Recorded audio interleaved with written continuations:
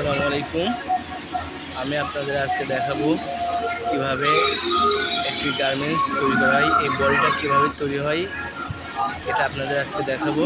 দেখুন, প্রথমে আমরা সোল্ডার মারবো, মানে কাজ এটা জয়েন করে নেব। এই অপারেটর এটা জয়েন করবে ওভারলক মেশিনের মাধ্যমে।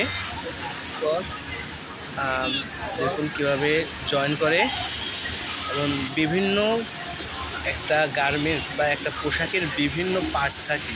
হ্যাঁ, এক একটা লোক এক একটা পার্ট নিয়ে কাজ করে। যেমন এই যে এই অপরটা, এর কাজ হলো স্লিভ হ্যাম করা। কীভাবে এই হ্যামটা করে আপনারা দেখুন। ইনি একজন সিনিয়র অপারেটর। এটা স্লিভ, দেখুন কীভাবে হ্যাম করে আপনারা দেখুন। হ্যাঁ, এই এবং বিভিন্ন এক একজন এক একটা পার্ট জয়েন করে, এবং সবার পার্ট জয়েন দিয়ে একটা কমপ্লিট পোশাক তৈরি হয়। দেখুন, শিয়াব ছেলেটার নাম।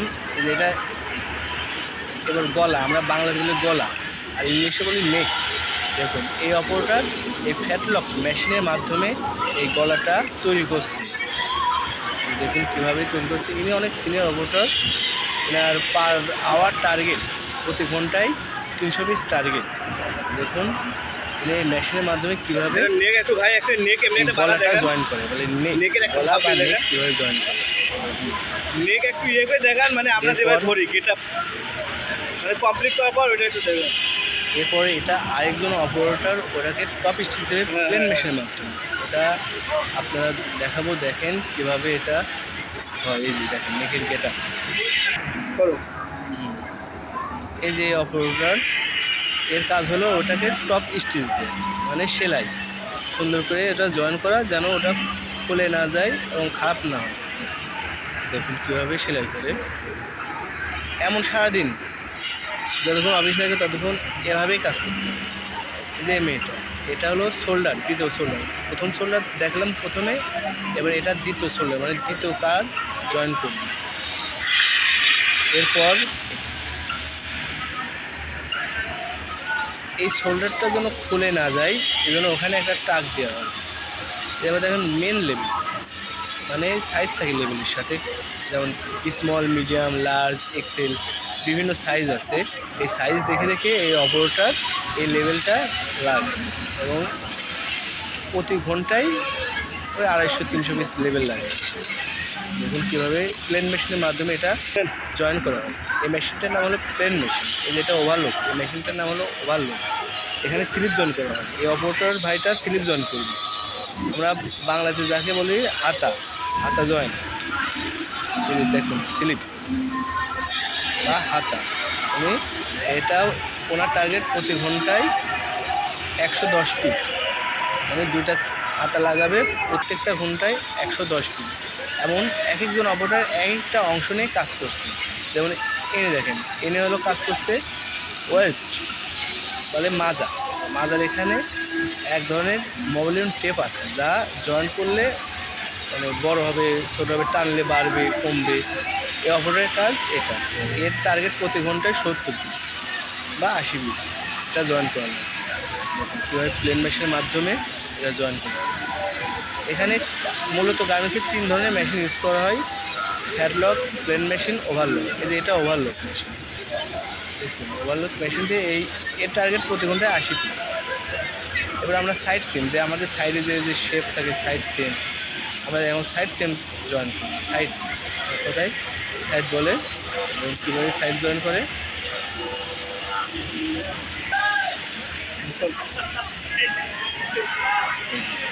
অপারেটরের নাম এই অপারেটর কীভাবে সাইড জয়েন করে দেখুন।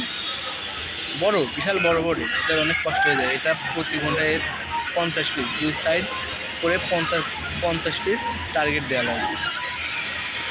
দেখুন কীভাবে জয়েন করে।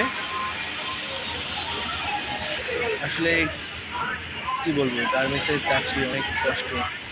আমরা হলো রেমিটেন্স যোদ্ধা, রাত জেগে এই যে কত পরিশ্রম করে দেখুন। আমরা সবাই ঢুকেছি দুপুর 3টার সময়, এবং ইনশাল্লাহ বের হব সকাল 7টা, মানে দিনের অর্ধেক সময় এবং পুরো রাতটাই এই কাজের ভিতরে আমাদের সময়টা পার হবে। আমাদের সামনে জরুরি শিপমেন্ট, এই কারণেই আমরা সবাই কাজ খুব অনেক টাইম ধরে আমরা কাজ করছি। দেখুন এটা হলো সাইড, এটা পরে আরেকটা অংশ, এই অংশটা এই অপারেটরের মাধ্যমে জয়েন দেওয়া হয়। ওই ছেলেটা কোয়ালিটি, ও দেখে যে ওর জয়েন্ট ঠিক আছে নাকি। মেজার টেপ নাই তো গলায়। দেখুন 50 পিস বডি করবে, এরপর ওটা আবার পরের হাতে চেক হবে, ওটাতে যদি কোনো সমস্যা হয় ওটা আবার রেক্টিফাই করা লাগবে। তার মানে এদের কী কষ্ট, রেমিটেন্স দুধ থাকে।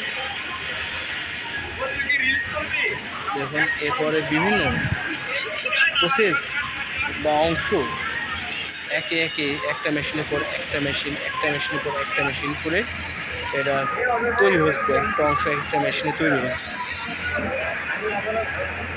দেখছেন লজ্জা করে এটা আমরা বাংলাদেশের রেমিটেন্স দুধ। কীভাবে একটা বডি কমপ্লিট করা হয়।